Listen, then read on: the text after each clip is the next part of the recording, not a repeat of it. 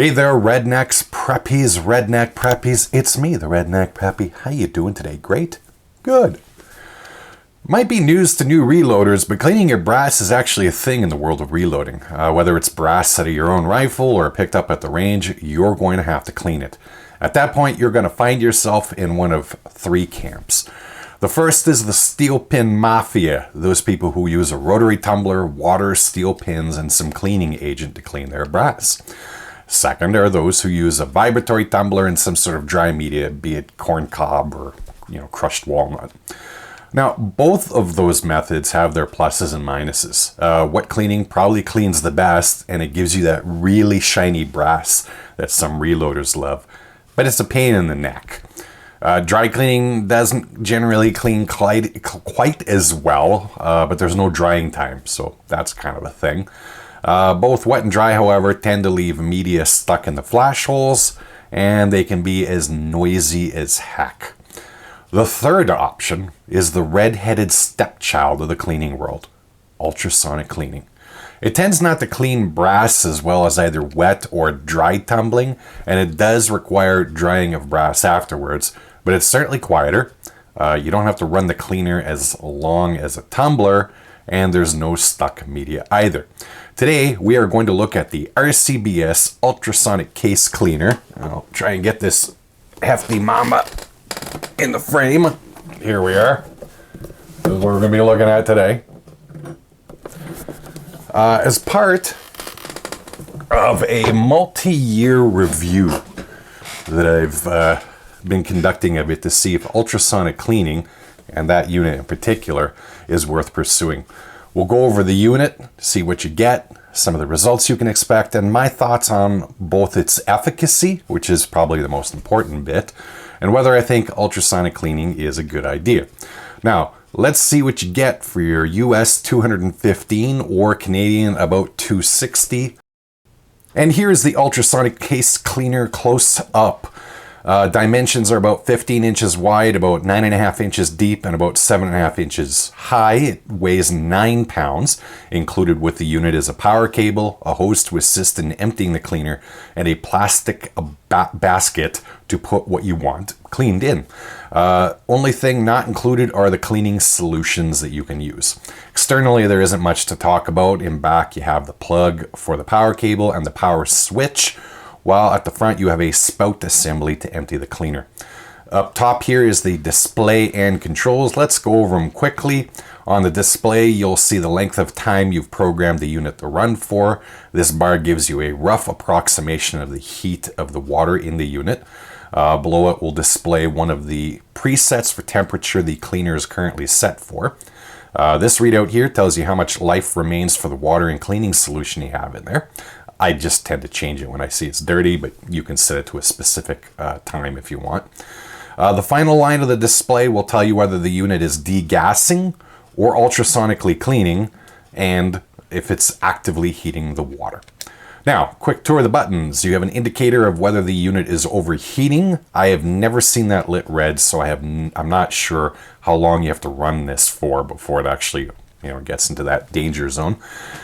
Function essentially allows you to choose between degassing the water, which runs for 2 minutes, before it reverts to ultrasonic cleaning, or you can just skip that and just start cleaning.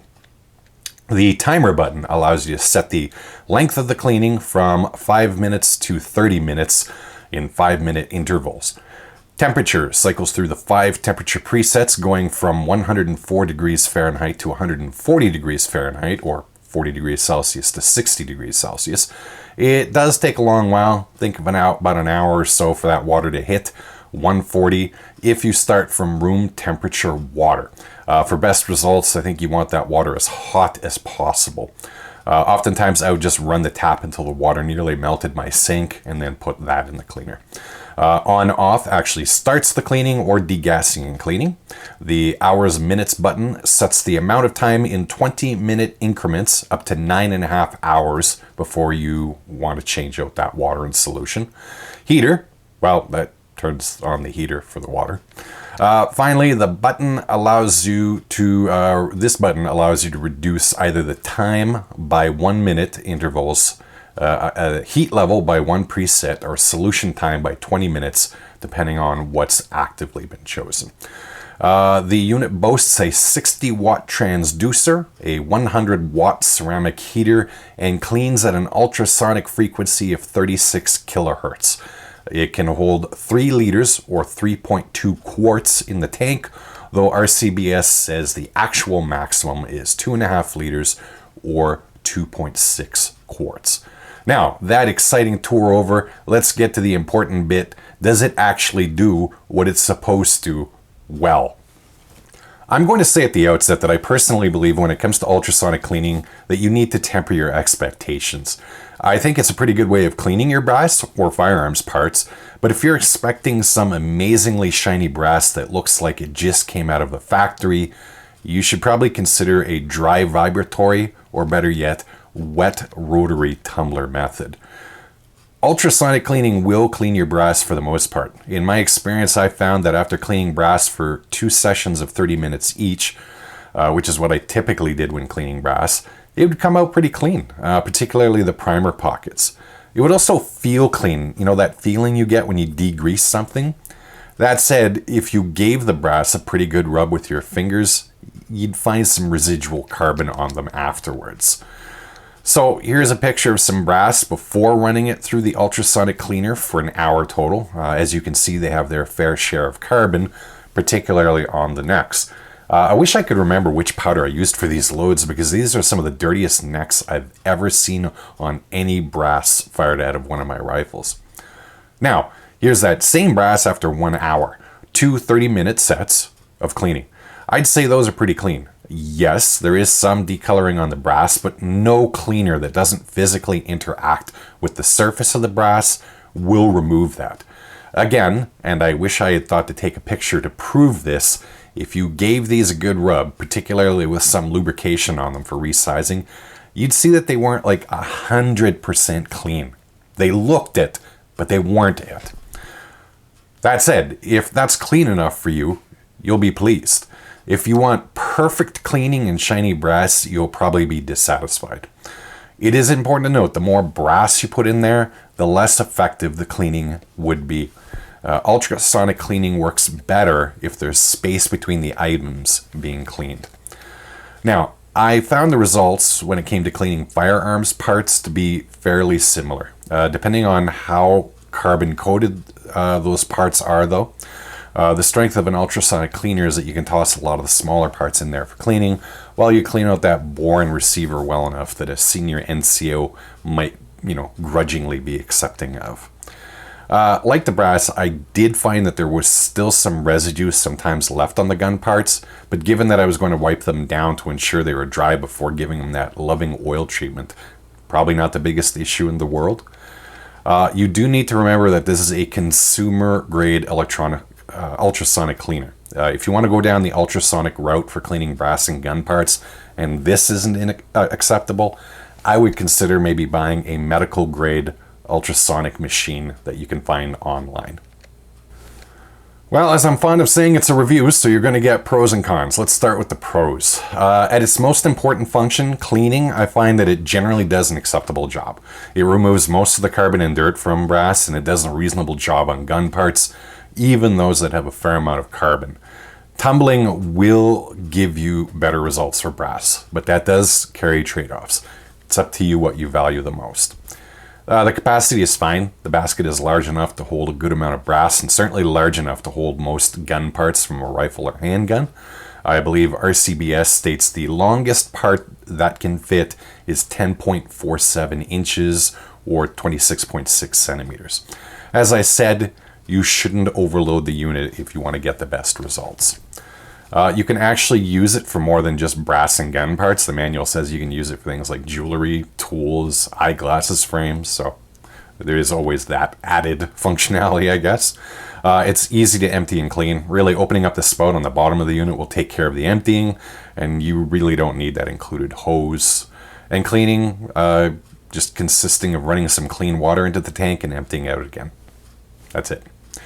Now, as for cons, well, there are a few. If you expect medical grade cleanliness out of your brass or gun parts, you're going to be disappointed. It does take a long while for that water to get to maximum heat from a cold start. Like I advised earlier, start with hot water to get cleaning right away. Time to heat isn't unique to the ultrasonic case cleaner. I find that most in this kind of consumer grade class do take a while to heat that water up properly.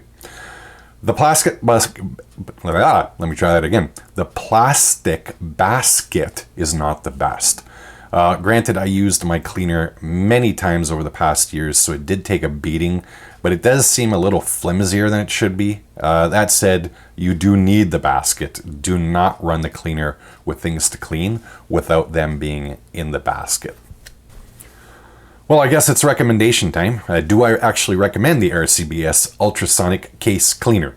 Yes, with some provisos. If all you want is just generally clean brass, you're probably going to be pretty happy with this unit. If you want that blindingly bright brass, I would probably consider vibratory or rotary tumbling. The fact that you can clean gun parts is a nice part of ultrasonic cleaners, and this unit is large enough to accommodate a good amount of brass or parts for cleaning. Finally, the price point is reasonable. You could probably get into tumbling cheaper if you go the Princess Auto or Harbor Freight route, but as ultrasonic case cleaners go, I think the price is reasonable.